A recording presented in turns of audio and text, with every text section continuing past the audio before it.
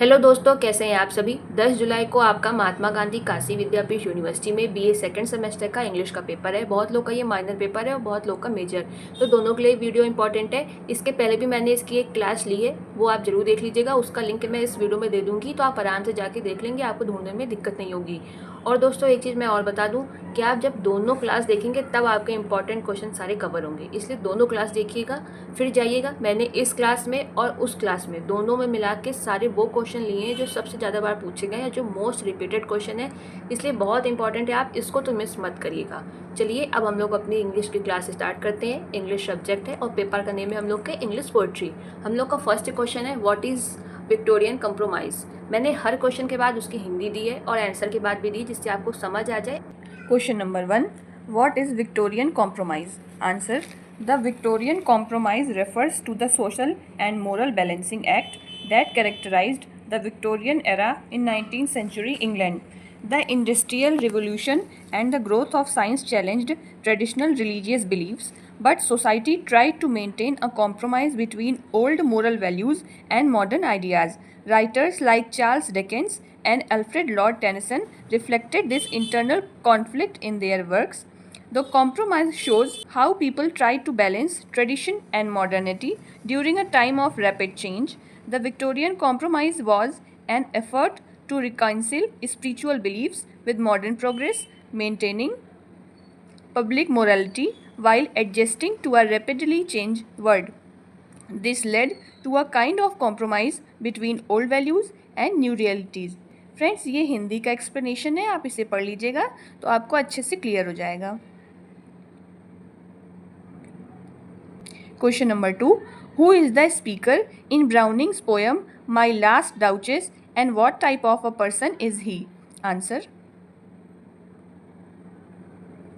The speaker in My Last Duchess is a duke, a proud and aristocratic man who shows a portrait of his late wife to a visitor and indirectly reveals the reason behind her death. He is a selfish, controlling, and jealous person. His speech indicates that he disliked his wife's simplicity and her friendly behavior towards others. The Duke's ego, sense of ownership, and lack of empathy are clearly reflected in the poem. He is a deeply patriarchal and egocentric character who values power more than emotional connection. Friends, ये इसका Hindi explanation है, इसे भी पढ़ लीजिएगा। Question number 3. What are the main characteristics of modern age of English poetry? Answer. Modern English poetry from the early 20th century broke away from the traditional forms and experimented with new style. Key features include: first, realism, depicting harsh truth of lives. Second, inner psychology, exploring the human mind and introspection. Third, complex thoughts, questioning existence, time and meaning. Fourth, experimentation, use of free verse and breaking conventional structure. Fifth, mood of despair and alienation influenced by two words war. Sixth, individualism and self-reflection. 7, critique of old religious and social order. Poets like T.S. Eliot, W.B. Yeats and Philip Larkin are major figure of the modern era. Friends, ये इसका Hindi explanation है, इसे आप अच्छे से पढ़ लीजिएगा।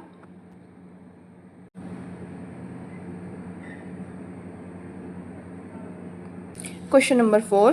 Write a note on Tennyson as a melodious poet with reference to break, break, break. Answer. Alfred Lord Tennyson is known for the musical quality of his verse in Break, Break, Break. The repetition of the word break and the smooth flow of rhythm reflect to the movement of sea waves. His use of alliteration, imagery, and cadence creates a melancholic yet melodious atmosphere.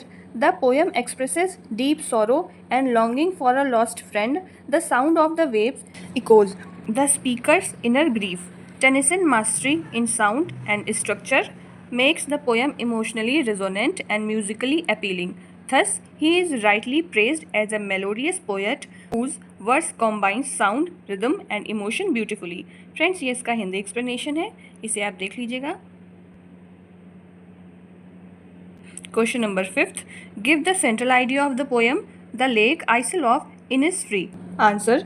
W.B. Yeats' poem The Lake Isle of Innisfree expressed the poet's yearning for peace and simplicity found in nature, the central idea in the contrast between the noisy modern world and the serene beauty of nature. The poet dreams of living alone in a small cabin of Innisfree, surrounded by bees, lake, water, and naturally harmony. Innisfree becomes a symbol of spiritual escape and inner calm. Though he lives in the city, and the thought of Innisfree brings him peace, the poem reflects Yeats's romantic vision and deep human desire for solitude and connection with nature. Friends, ये इसका Hindi explanation है. इसे आप अच्छे से देख लीजिएगा, आपको और क्लियर हो जाएगा. Question number 6. What is the theme of poem Church Going? Answer. The main theme of Philip Larkin, Church Going, is the loss of religious faith in the modern world and the lasting emotional values of churches. The speaker, though non-religious, feels drawn to the quietness and seriousness of church. He reflects on what will happen to such places when belief fades. Despite doubts, the poem suggests that church will continue to matter because they represent ritual, reflection, and the human connection to life's deeper moments. The poem blends skepticism with spiritual longing, showing that even without faith, humans need sacred spaces. Friends, ये इसका Hindi explanation है, इसे आप अच्छे से देख लीजिएगा. Friends, ये इसका हिंदी एक्सप्लेनेशन है, इसे आप अच्छे से देख लीजिएगा. फ्रेंड्स, ये most important long question answers हैं. Question number 7. Write an essay on neoclassical poetry with special reference to Alexander Pope. Answer. Neoclassical poetry 1660 से 1798 emphasized reason, order, balance, decorum, and imitation classic Greek and Roman art. It reacted against the emotional excess of Renaissance and focused on intellect, wit, satire, and moral instruction. Alexander Pope is the most significant poem of this age. His poetry reflects the core values of neoclassicism: clarity, logic, harmony, and a focus on human nature and the society. His major works like Essay on Man, The Rape of the Lock, and the Dunciad showcase his use of heroic couplets, satire, and philosophical reasoning. In Essay on Man, Pope explores man's position in universe and emphasizes rational thought and acceptance. His style is polished with balanced lines and aphoristic wit. He believed poetry should instruct as well as delight. Thus, Pope represents the essence of neoclassical ideas: moral reflection, satirical tone, and classical form, making him a key figure of age. Friends, ये इसका Hindi explanation है, इसे आप देख लीजिएगा, आपको clear हो जाएगा.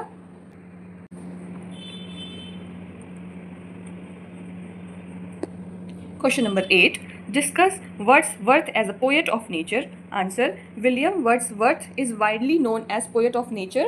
For him, nature was not just a backdrop for poetry, but a living spirit and a moral teacher. He believed that nature could elevate the human mind, heal sorrows, and bring spiritual peace.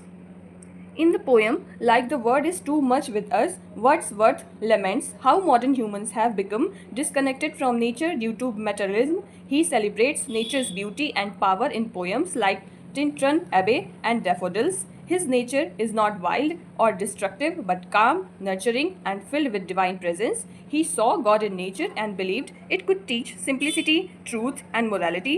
Thus, Wordsworth's poetry reflects his deep spiritual connection with nature, making him the true representative of romantic nature poetry. Friends, ये इसका Hindi explanation है, इसे आप देख लीजिएगा.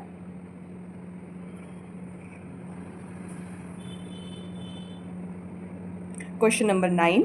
Discuss John Keats as a poet of sensuousness and beauty. Answer.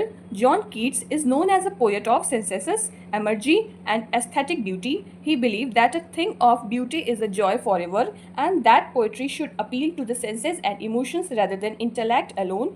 Keats' poems are filled with rich visual, auditory, and tactile imagery. The taste of wine and the sound of music, the feel of flowers, and the beauty of Greek urn. In Ode of a Nightingale, Ode of a Greek urn, and to Autumn, he celebrates the beauty of nature, arts, and fleeting human experiences. He idealized beauty even when it was linked with death or pain. For him, beauty was truth and truth was beauty. The central idea to his poetic philosophy. Keats' language is musical, filled with soft sounds, rich metaphors, and harmonious rhythm. His poems evoke deep emotional and sensory responses. Therefore, Keats remains the supreme romantic poet of beauty and sensuousness who found spiritual meaning through heart, nature and human imagination. Friends, ये इसका Hindi explanation है, इसे आप देख लीजिएगा, ये आपको help करेगा अच्छे से समझने में। फ्रेंड्स, ये आपको काफ़ी बड़े आंसर्स दिख रहे होंगे, लेकिन जो आपके क्वेश्चन पेपर में भी लॉन्ग आंसर्स होते हैं उनकी लिमिट्स लिखी होती है कि 500 वर्ड्स तक आपको उनको लिखना होता है। तो ये सारे आंसर्स मैंने अराउंड 400 वर्ड्स में कवर किए हुए हैं, तो आप इन्हें लॉन्ग आंसर्स की तरह ही लिखिएगा। Question number 10, the love song of J. Alfred Prufrock is a critic of modern civilization. Discuss. Answer. T.S. Eliot's The Love Song of J. Alfred Prufrock is a powerful critique of modern urban life and the spiritual emptiness. The poem reflects the anxiety, indecision, and isolation of modern individuals in a fragmented world. Prufrock, the speaker, is an insecure man who is unable to express himself or connect with others. He is paralyzed by fear of judgment and lost in endless self-doubt. He repetitive questions like, do I dare, show the confusion and disillusionment of the modern mind. The modern city is portrayed as dirty, foggy and soulless, filled with shallow conversations and meaningless routines. Eliot represents a world lacking purpose, love and spiritual depth. Thus, the poem exposes modern civilization's emotional sterility, spiritual crisis, and loss of identity using modernist techniques like stream of consciousness, fragmentation, and irony. Friends, ये इसका Hindi explanation है, इसे पढ़ लीजिएगा आप। Question number 11. Write a critical appreciation of the poem On His Blindness. Answer. John Milton's On His Blindness is a deeply personal and philosophical sonnet that reflects on the poet's struggle with loss of sight and his role in serving God despite his disability. The poem is written in patriarchal sonnet from octave and sestet with a rhyme scheme ABBA, ABBA, CDE, CDE. In the octave, Milton expressed his despair that his one talent, his poetic gift, is now loaded with my useless due to his blindness. He fears he will be judged by God for not using his abilities. In the sestet, Milton arrives at a spiritual realization. God doesn't require the great work, but patient submission. He learns that even those who stand and wait serve God. The poem's tone moves from frustration to acceptance, and its message is one of faith, humility, and devotion. The use of biblical allusion, metaphors like light and denying, and the personification of patience enrich the poem. Thus, the poem is not just about physical blindness, but about spiritual vision, making it one of the Milton's most profound and inspirational works. Question number 12. What is the theme of poem Ode to Nightingale?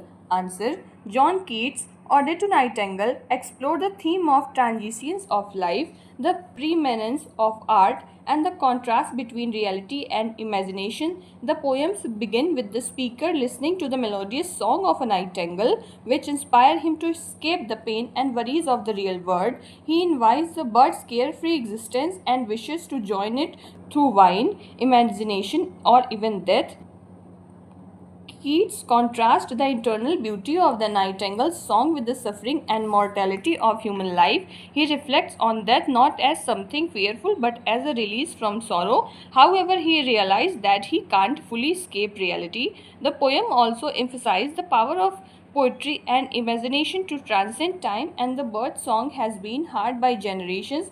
The central theme is the conflict between the ideal and the real, joy and sorrow, the internal and the temporary. Through rich imagery and sensuous language, Keats elevates the nightingale into a symbol of internal art and beauty. Question number 13. Critically appreciate the poem Elegy written in a country churchyard. Answer. Thomas Gray's Elegy written in a country churchyard is a meditative and reflective poem that mourns the lives of humble, unknown villagers buried in a graveyard.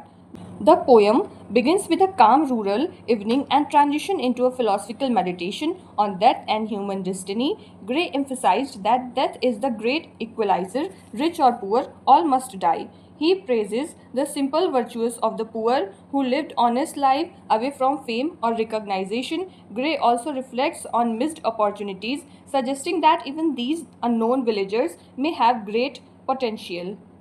The tone is melancholic but dignified, and the style is elegant and musical with a steady ABAB rhyme scheme. This elegy is not just about death but also about human dignity, the value of humble lives, and the fleeting nature of fame. Question number 14. Write a note on poet qualities of Elizabeth Barrett Browning. Answer. Elizabeth Barrett Browning was a prominent Victorian poet known for her deep emotional expression, romantic intensity, and social concern. Her most famous works, Sonnets from the Portuguese, showcases her lyrical mastery and personal feelings of love, devotion, and spiritual union. Her poetry often combines intellectual depth with emotional warmth. She used traditional forms like the sonnet but filled them with fresh personal themes. Apart from love poetry, she also wrote on social issues like child labor and the role of women in society. Example, The Cry of the Children. Her language is rich, ornate, and filled with religious imagery, classical references, and moral earnestness. Thus, Elizabeth Barrett Browning's poetry stand out for its emotional intensity, moral seriousness, and lyrical beauty. Question number 15. How does Donne reflect metaphysical elements in his poetry? Explain with reference to a valediction forbidding mourning. Answer. John Donne is considered the leading poet of metaphysical school. His poetry is known for intellectual depth, philosophical ideas, conceits, and paradox. In a valediction forbidding mourning, Donne confirmed his beloved. In a valediction forbidding mourning, Donne confronts his beloved as they part, saying that their love is not physical but spiritual and enduring. He used conceits such as comparing their souls to a compass where one stayed fixed while the others moves, yet they remain connected. The poem blends science, philosophy, and emotion, a hallmark of metaphysical poetry. It also reflects with unusual imagery and intellectual reasoning, elevating love beyond the physical to the divine and eternal. Thus, Donne's use of metaphysical elements makes his poem thought-provoking, original, and emotionally resonant. Question number 16. Define rhetoric and prosody. Rhetoric is the art of effective expression in the speech of writing. In poetry, it refers to ornamental language that enhances expression, such as the use of figures of speech, parallelism, repetition, and rhetorical questions. It aims to pursue, move, or impress the audience through the power of language. Prosody is the study of the rhythm, sound, and the structure of poetry. It includes analysis of meter, metrical pattern, rhyme scheme, stanza forms, and the sound devices like alteration, assonance, and the caesura. In English poetry, common metrical feet include iamb, trochee, and dacty, and the anapast. Together, rhetoric and prosody help in understanding the aesthetic and expressive element of poem. Question number 17. Write a note on T.S. Eliot as a poet.